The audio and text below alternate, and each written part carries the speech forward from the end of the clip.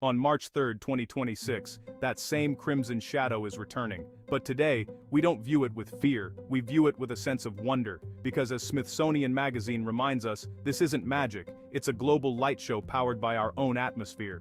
Today on Life and Nature Matters, we're going deeper than ever before. We're exploring the physics of light, the history of eclipse lore, and why the March 3rd event might look different depending on where you are on Earth.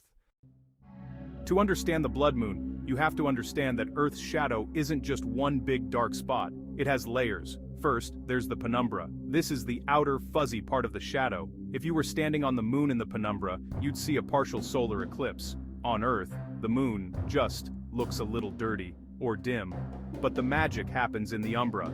This is the deep, conical heart of the shadow, where the sun is completely blocked by the bulk of our planet. On March 3rd, the moon will dive headfirst into this dark zone. But here is the mystery.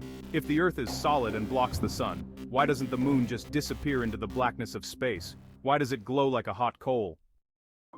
The answer lies in the very air you're breathing right now. Sunlight is made of all the colors of the rainbow combined. But you know, colors have different stamina. Blue light has short, choppy waves. When it hits Earth's atmosphere, it crashes into gas molecules and scatters everywhere. That's why the sky looks blue during the day. But red light? Red light has long, lazy waves. It can travel through the atmosphere, bending and curving around the edges of the Earth. During the March 3rd eclipse, our atmosphere acts like a giant lens. It filters out the blues and violets but bends the red light inward, focusing it directly onto the face of the moon. Think about that for a second. If you were standing on the lunar surface during totality, looking back at Earth, you wouldn't see a dark circle. You would see every single sunrise and every single sunset happening on our planet, at the exact same moment, forming a glowing red ring around the Earth. You are literally seeing the reflection of a global sunset. Not every blood moon is the same shade. Some are bright orange, almost copper.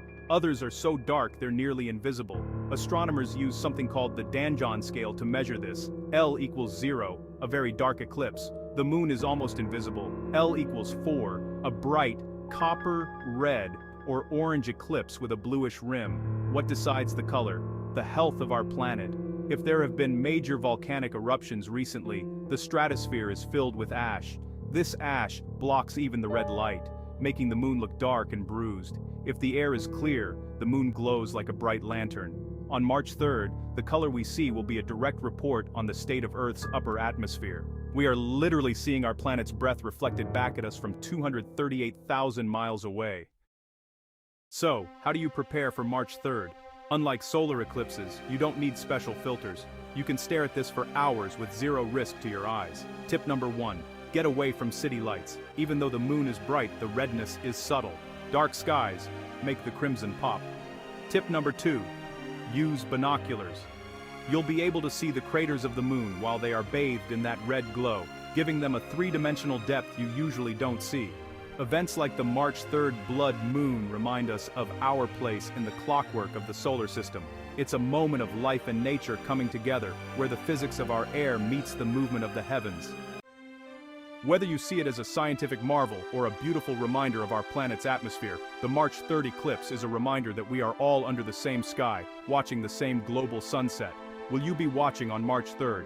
Comment below where in the world you'll be viewing from.